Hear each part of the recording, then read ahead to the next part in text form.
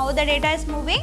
So we have a source and we have a target. So the data is moving from source to target. In the ELT, data remains in the database of the data warehouse. Before reaching to the target, if I wanted to have my data to be polished or compute, then we have to use ETL.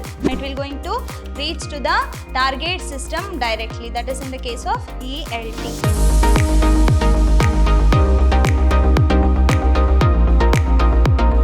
Hello everybody, a warm welcome to one and all. I am Rohini TS, Department of Computer Science, Vidhyaashram First Grade College, the Temple of Excellence, MYSURU. So in my today's session, I am dealing with the B.C.A's final years, that is semester 5 of a subject called Cloud Computing and Big Data Analytics, and we are dealing with a unit 3 of a session 3 and a last session of this unit. That is what? Introduction to Big Data Acquisition, Collection and Transmission. So in the previous session, we were discussing regarding what you mean by qualitative data and what is quantitative data, what are the methods we have in order to collect qualitative as well as the quantitative, and also we have discussed regarding the sources of the big data. So from where I can get the big data, that means that includes media, web, and also it includes the databases, and we were discussing about all those points. And also we have discussed regarding the difference between the structured data and unstructured data. So in our today's session, we'll continue with the next topic, that is related to ETL and ELT. So now we got to know about the definition of big data, from where and all I can get the big data, what are its sources, everything we got to know. So this big data mainly will be used for the purpose of analysis, right? So then what is this ETL is all about? What is this ELT is all about? We'll see now. So here you just need to understand this E represent extraction and this T represent transformation and L represent loading. So we have to extract the data, we have to transform the data that needs to be loaded to the data warehouse for the future use or for the decision making. So you can see that ETL is nothing but it is an extraction, transformation and it is loading. So in this process, ETL tool extracts the data from different RDBMS source system. So extract in the sense what? We need to fetch the data and information from where we are fetching, that is from different RDBMS, and we have to transform. So transformation includes some of the computation parts like applying the calculations or concatenations, so deleting, adding and doing some polishes to the data, everything comes under transformation. And we have a L. So L is nothing but load. So then load includes the data into the data warehouse system. So once the transformation is over, once we got the pure data, that needs to be loaded into the data warehouse system. So that is related to what? ETL. So here ETL data is flows from the source to the target. How the data is moving? So we have a source and we have a target. So the data is moving from source to target. So in ETL, the process transformation engine takes care of any data changes. So here we have a transformation that will going to take care about all the changes which will going to take place in the transformation. So you can see the image of source and destination. I have some data. So in the source, I have these many data. If I wanted this to be stored or it has to be resides in the devices like any of the storage devices, in between it needs to be transformed. That means some polishes has to be takes place, some calculations, or if I wanted to add the data, if I wanted to delete the data, that needs to be takes place before reaching it to the target. So in between it has to do the transformation. For that we have a transformation engine. So you can see that here I have a set of data in the source that will be dumped into the transformation engine. This transformation engine will going to do some calculations, computation part, everything will going to be takes place.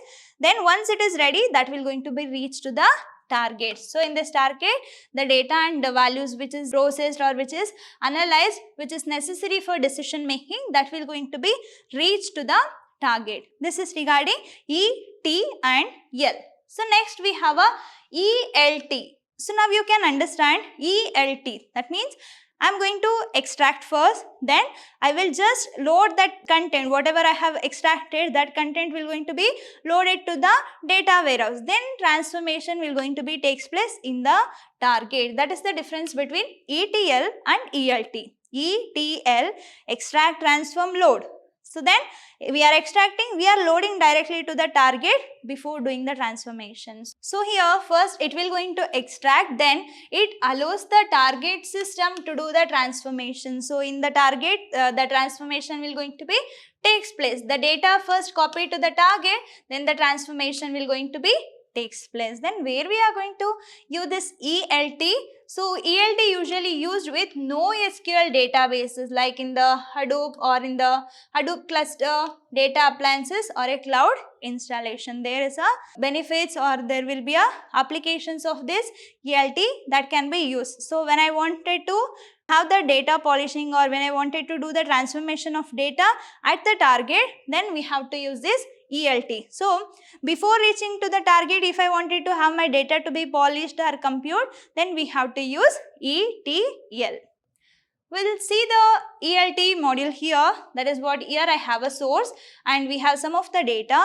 Directly it is putting into or it is going to be copied to target without doing any transformations. Once it is reached to the target, then with the help of some transformation or a target transformation engine, we are going to do the transformation. That means it may include any of the computations or any of the calculation part can be takes place at the target. So before it reaching to the target, it will be raw fact. So once it is reached to the target, it will going to be connected or it will going to be takes place as a target engine. So there it will going to take the transformation. That is the difference between ETL and ELT.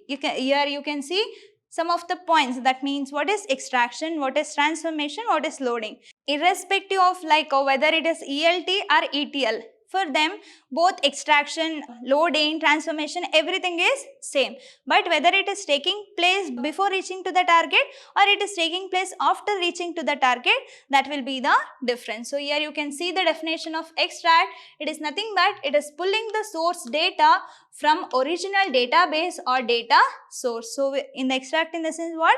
We are fetching the data and informations from the source, that means original database, and by making use of a data source we are extracting the data. So in the ETL, the data goes into temporary staging area, but in the ELT it goes immediately to the data lake storage system. Okay, so in the ETL, extract, transformation and load. So in this ETL, the image or a data is going to be stored in the temporary staging because it needs to be transformed. The data has to be computed. For that purpose, in the ETL, the data will going to be stored in the temporary staging area.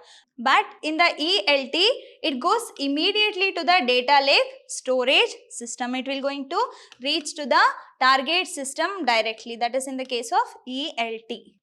What about transform? So transformation is nothing but the process of changing the structure of the information. Why they are changing the structure? Because it integrates with the target data system and the rest of the data in that system. So we are going to do some computations or some of the processing place will going to be takes place in the transform. So last stage is what? Loading. So this loading is nothing but it's a process of depositing the information into data storage system. Extract, pull the information from the original data source and transform. Some computations will going to take place, and it's a process of depositing of a data to the data storage system. So here you can see some of the important difference between ELT as well as ETL. Now we got to know that what is ETL and what is ELT. So when it comes to the first ETL, so here extraction, transformation, then load. So here extraction, load, then transformation. With respect to the process, data is transformed at staging server and then transferred to the data warehouse. It is not directly going to the data warehouse. In between, we have to do the transformation. That will going to be takes place in the staging server. But in the ELT, data remains in the database of the data warehouse, because once it is reached to the target, then only transformation will going to take place. That's why it will be in the DB as it is. So in the form of code usage, it will be used for in order to compute the intensive and transformation. Small amount of data can be used, because if I wanted to transform large amount of data, it will take more time. But once it is reached to the target system without transformation, then that will be easy. So it will be used for high amounts of data transformation. And also in the terms of transformation are done in ETL server or staging area. Then where this transformation will going to take place can be performed in the target system. And when it comes to the time load, the data first loaded into staging and later loaded into the target system. That's why it will going to take more time. But here data is directly reaching to the target, so it will be faster in nature.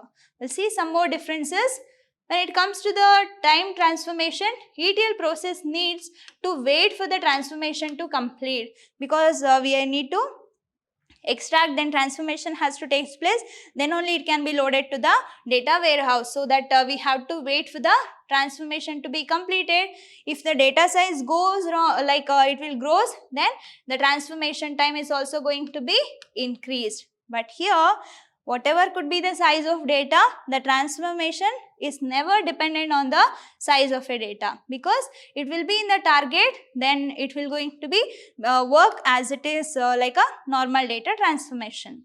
So time maintenance, it needs high maintenance, as you need to select the data to load and transform. I need to pick up the data which needs to be loaded or which needs to be transformed, which needs to be loaded to the target system. So it will going to take more time for the maintenance. But when it comes to the ELT, low maintenance, as the data is always available, because already it's in the target system. No need to wait for anything. So it will be faster and it will be easy for the maintenance. So when it comes to the implementation complexity, at early stage easier to implement.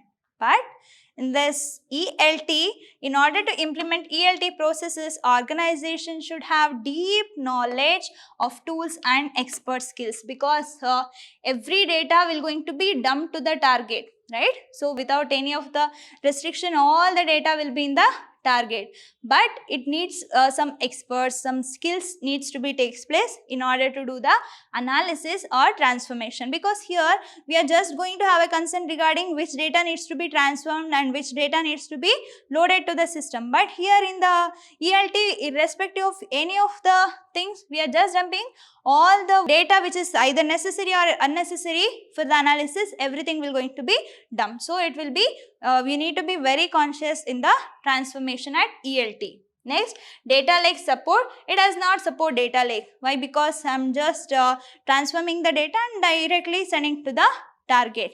So here we are going to use, or it will allows the use of data lake with unstructured data. So data lake will be allowed in the ELT, but not in the case of ETL.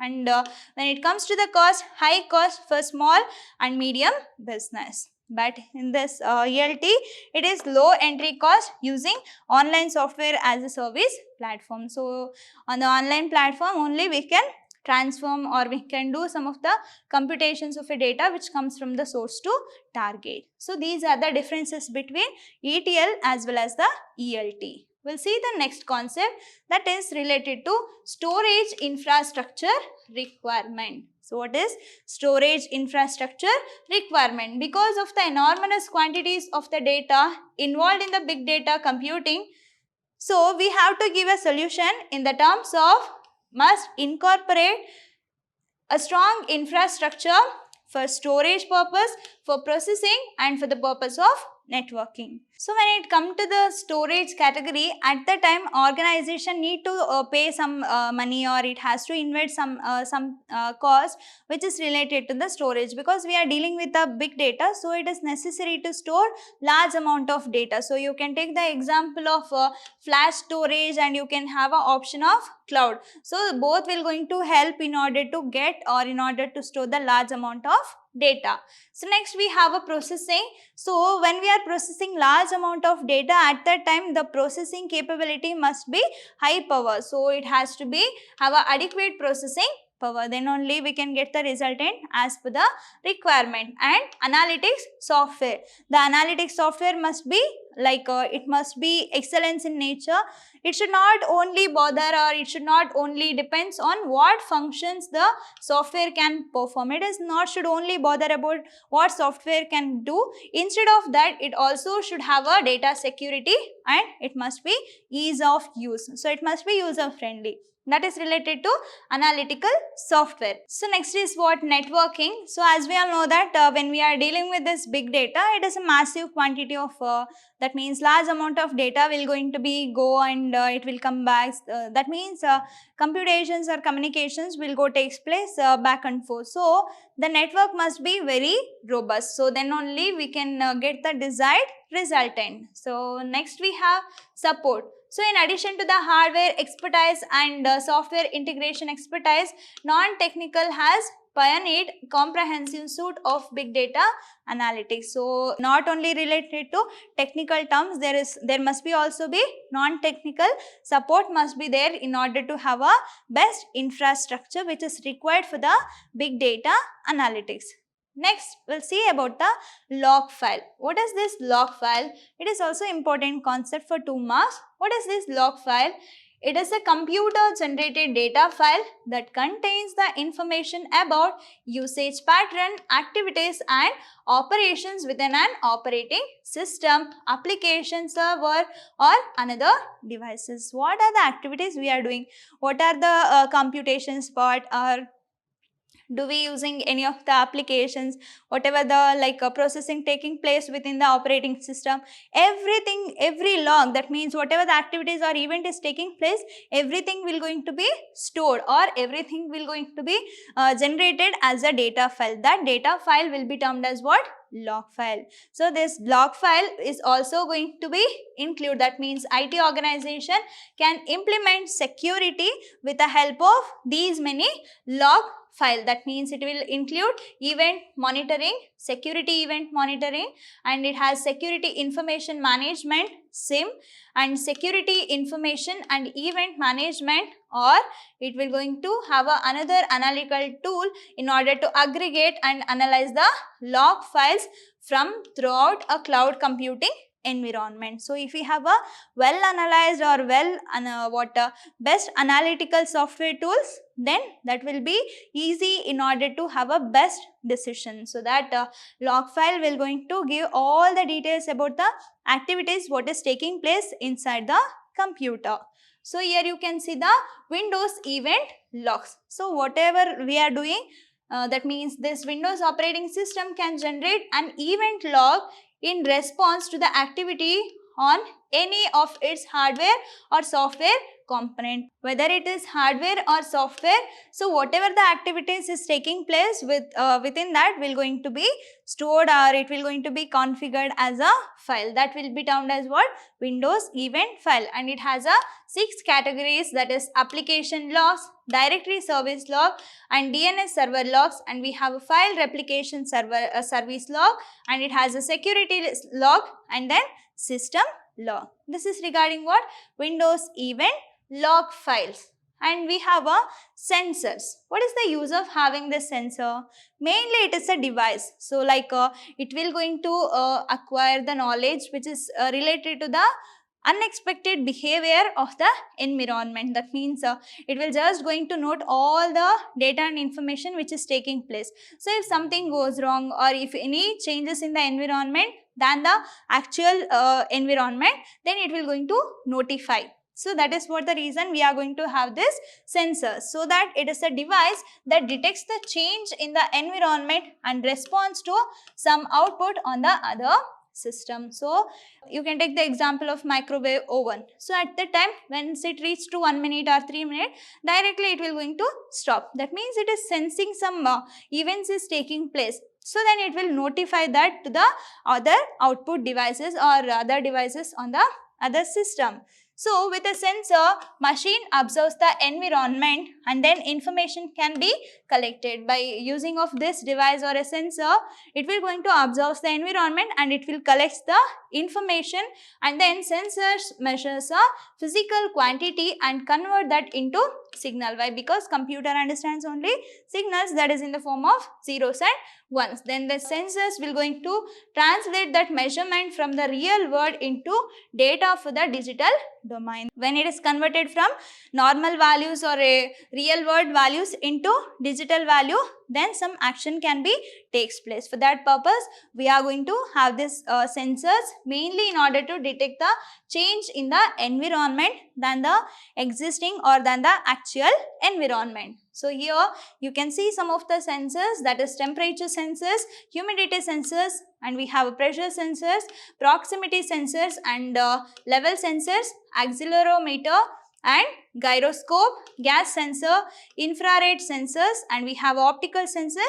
At last we have a IoT sensors. So these many sensors we have, and each sensors will going to perform, or it will going to have its own or unique features. We'll see the last topic of this chapter, that is methods for acquiring network data. So there are some methods in order to acquire the data of networks, that is it includes libcap based and zero copy packet capture technology and specialized network monitoring software, that includes Wireshark, SmartSniff, and we have WinNetCap, and then also mobile equipment. So these are the methodology in order to acquire the network data. Here I have listed out some of the important questions from this unit 3. So you can take a screenshot out of it, and sure this will going to be helpful in order to get good marks in the cloud computing and big data analytics. So in my next session, I am going to start with a new chapter, that is unit 4,